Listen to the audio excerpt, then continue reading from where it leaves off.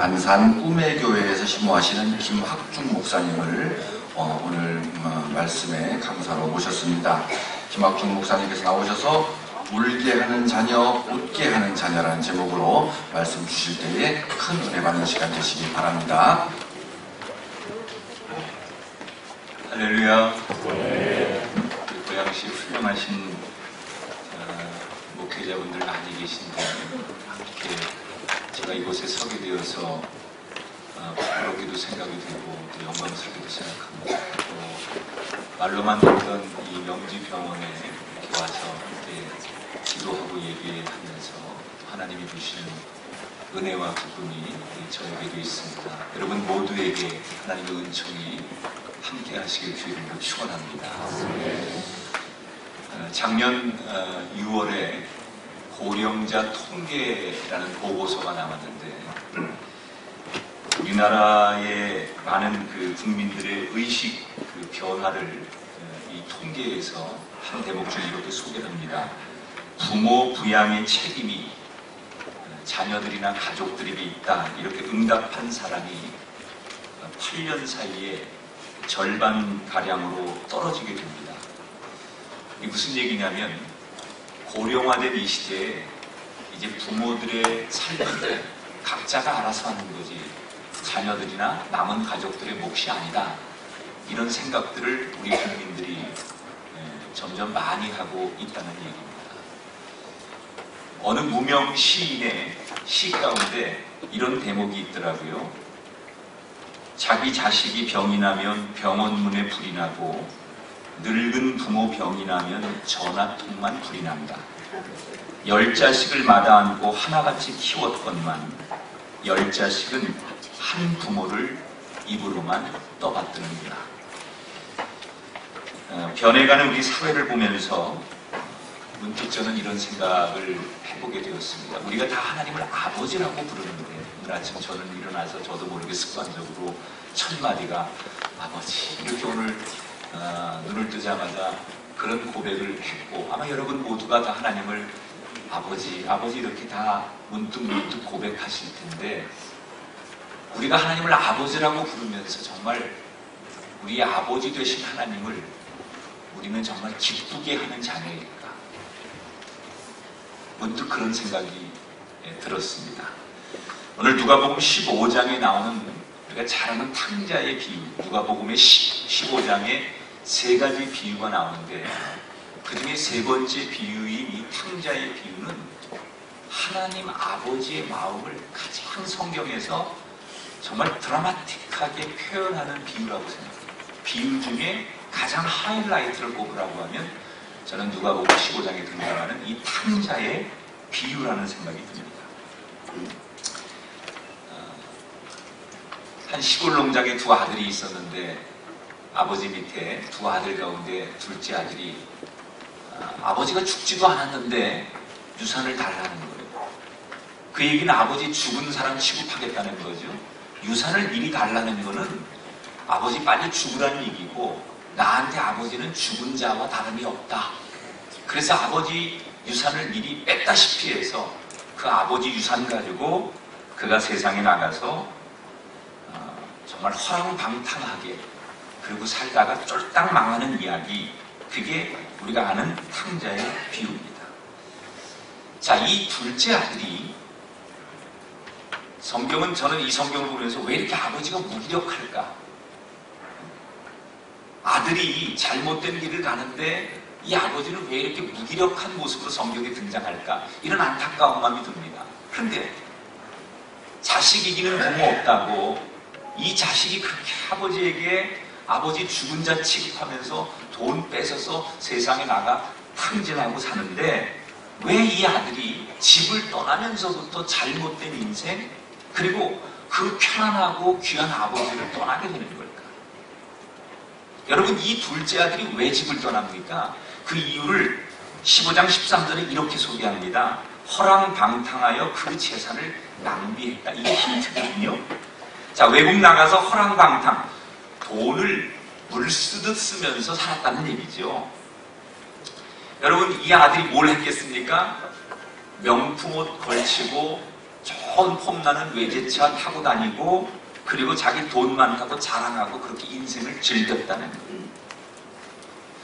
이 아들이 그렇게 한 이유는 뭘까요? 명품 걸치고 좋은 차 타고 남들한테 내가 이런 사람이야 그리고 의시되고 뽐내는 거, 그거 뭘 말하는 걸까요? 다른 사람들에게 주목받겠다는 거죠. 다른 사람들에게 내가 이런 존재라고 자랑하고 싶은 거죠. 내가 다른 사람들에게 대단한 사람이라고 인정받고 싶다는 거죠. 그가 그렇게 세상에 나가서 폼나게 살고 싶은 그 마음속의 심리 속에는 다른 사람들로부터 칭찬받고 인정받고 대접받고 싶은 그 심리가 이 아들 속에 있다는 거예요. 결국 이 아들이 남들에게 주목받고 남들에게 칭찬받고 싶은 꿈이 생기면서 아버지도 미워지고 형도 미워지고 그 좋은 집도 다 싫어지는 거예요. 여러분, 저는 우리가 하나님께 어떤 자녀인가를 이 말씀을 보면서 각자 생각해 봤으면 좋겠어요. 우리가 하는 목회, 우리가 있는 삶의 자리에서 우리의 사역들을 보면 때때로 내가 하고 있는 일이 사람들에게 어떻게 평가받을까, 어떻게 인정받고 어떻게 칭찬받을까에 대한 관심이 사실 우리에게도 너무 많이 있어요. 남들을 이겨보고 싶고 남들보다 잘해야 된다는 것 때문에 결국 때로는 우리는 이 둘째 아들처럼 수단과 방법을 가리지 않고 그게 하나님의 일임에도 불구하고 때때로 그런 사역, 그런 사명을 감당하려고 할 때가 있어요. 남들에게 주목받는 것 때문에 남들이 나를 어떻게 평가할까? 저는 설교하면서 제가 제일 못날 때가 내 설교를 남들은 어떻게 들을까?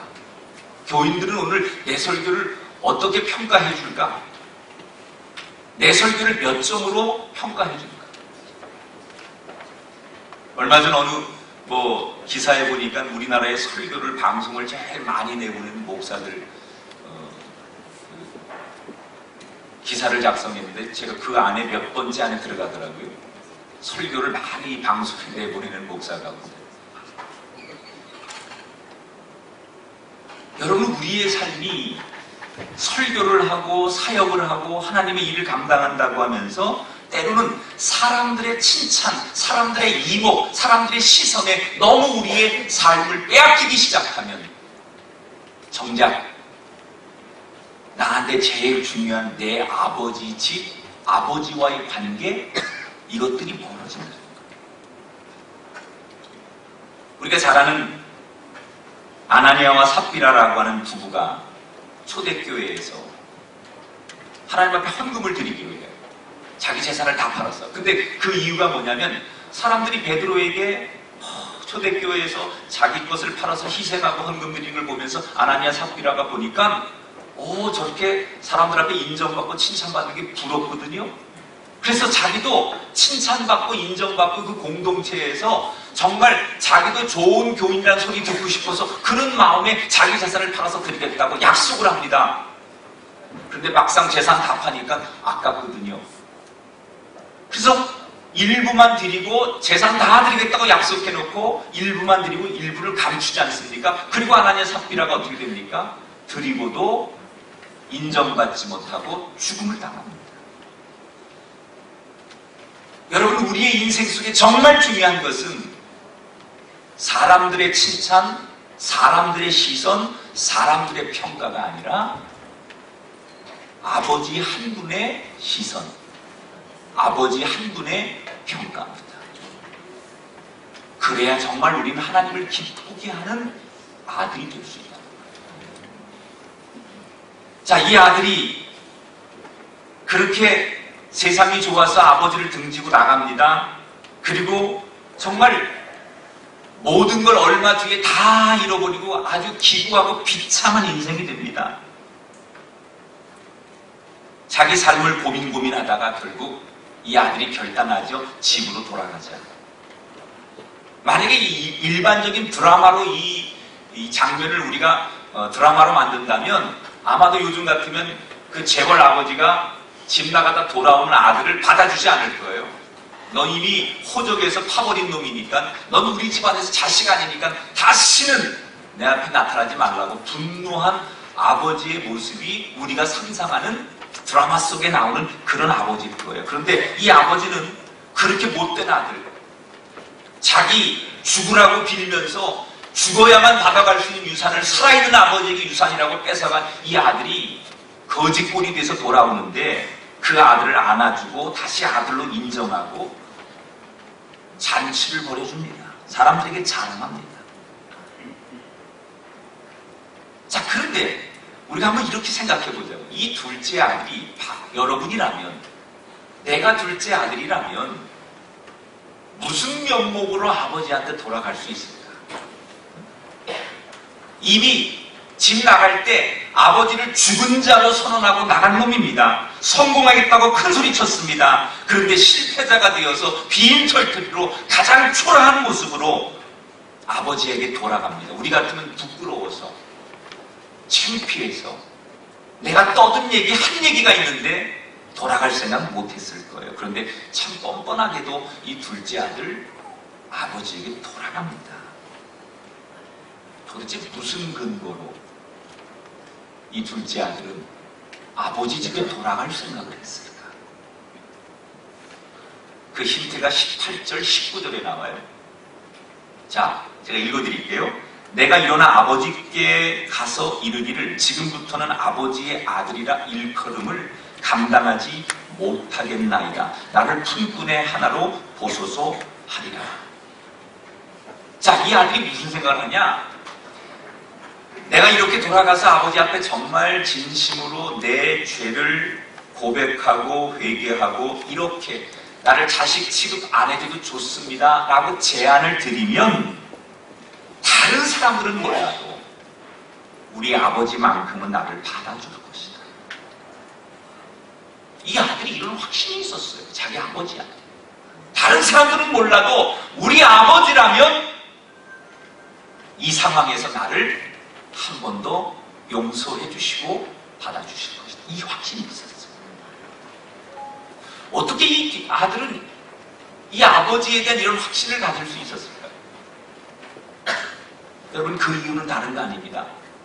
이 아들은 자기 아버지가 어떤 분인지를 너무나 잘 알고 있었어요. 이미 아버지 재산을 뺏어가지고 나갈 때부터 아버지가 어떤 분인지, 우리 아버지가 아들을 위해서라면, 아들이 이렇게 말하면 싸우고 다투고 할 뿐이 아니라 아버지의 그 사랑, 그 아버지의 푸근함, 또 아버지의 어떤 때로는 자식을 이기지 못하는 그런 약점, 이런 걸 너무너무 잘 알았어요.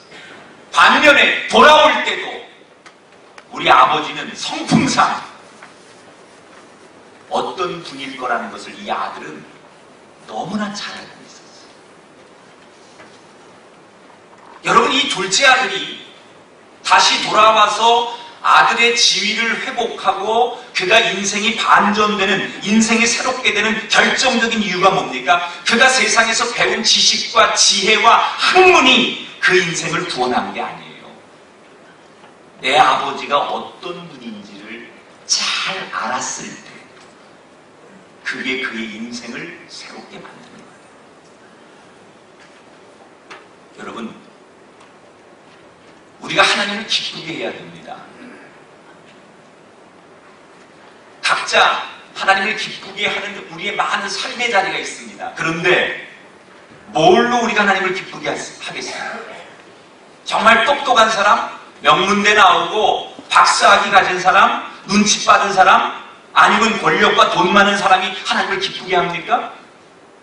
여러분, 정말 하나님을 기쁘게 하는 사람은 그가 어떤 자리에 있든 어느 위치에 있든 무슨 일을 하든 그 하나님 아버지를 누구보다 잘 아는 사람이에요.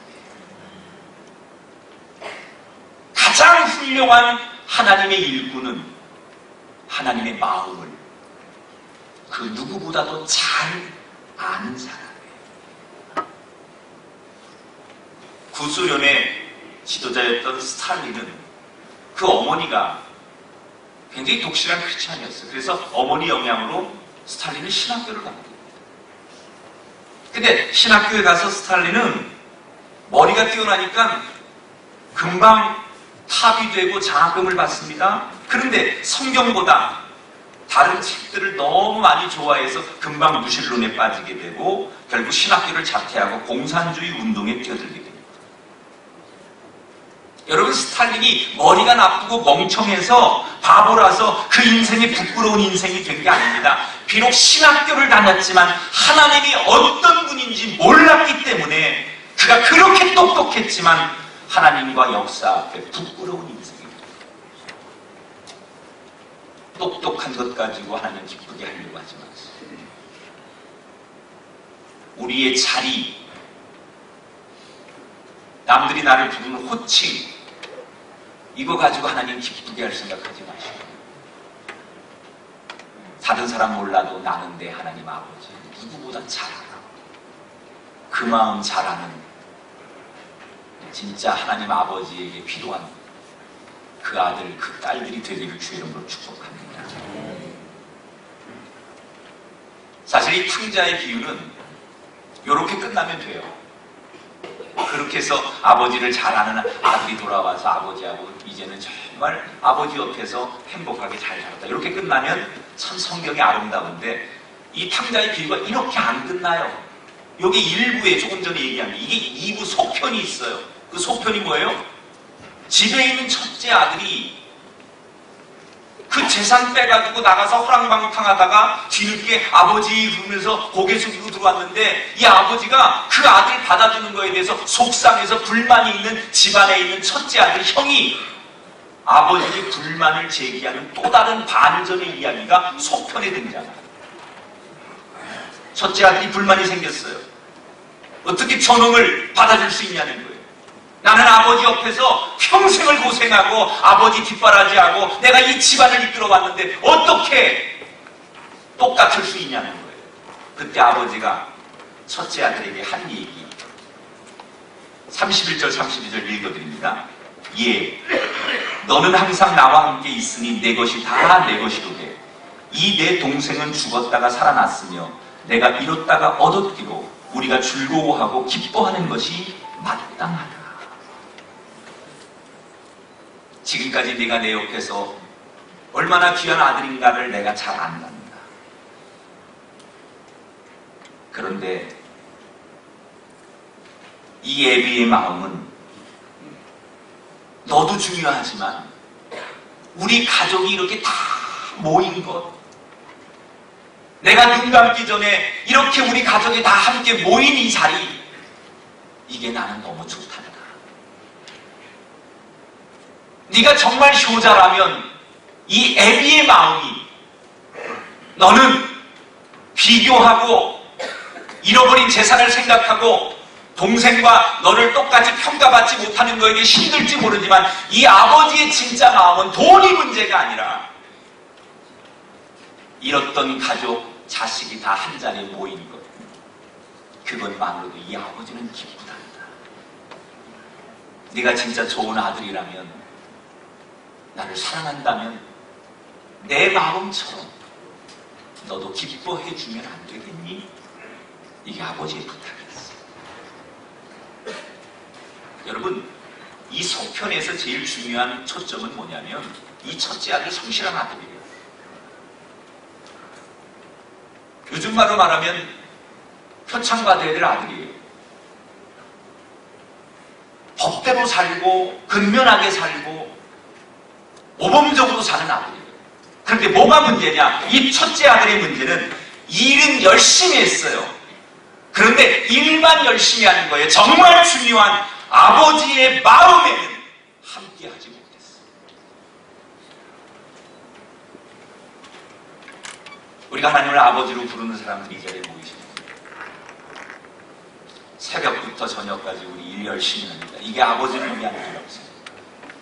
교회, 병원, 여러분 가정, 여러분의 일터, 이게 내 사명이라고 생각하고 사람들 놀러 다닐 때, 잠잘 때 나는 잠 안 자고 안 놀고 때로는 금식해가며 진짜 하나님을 위해, 아버지를 위해, 이 공동체를 위해 난 누구보다도 평생 열심히 했습니다.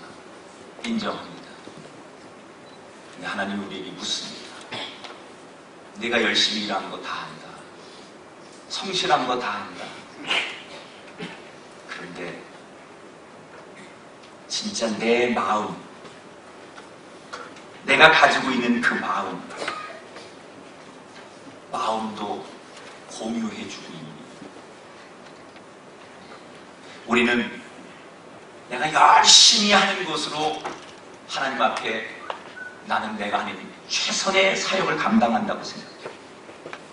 너무 많이 우리에게 주어진 이 일에, 그 사명에 집중하다 보니까 정말 우리는 그 일 때문에 하나님의 마음에 무관심할 때가 많아요. 오늘 우리에게 주시는 메시지, 일만 열심히 하는 게 좋은 아니에요. 하나님의 마음이 어떨까? 그 하나님의 마음을 알고 그 마음에 함께하는 자녀. 여러분, 우리가 하나님 앞에서 일만 많이 하고 일만 잘하는 자녀가 아니라 그 하나님의 마음. 가장 귀한 효자는 홀로 된 어머니의 마음. 연로하지만 인생을 마무리할 때쯤 그 가지고 있는 그 아버지의 마음, 그 마음을 헤아리는 자녀. 사랑하는 여러분, 저와 여러분 모두는 하나님의 자녀로 부름받았습니다. 그래서 우리는 오늘 하나님을 아주 자연스럽게 아버지라고 부르며 이 자리에 앉아 있습니다.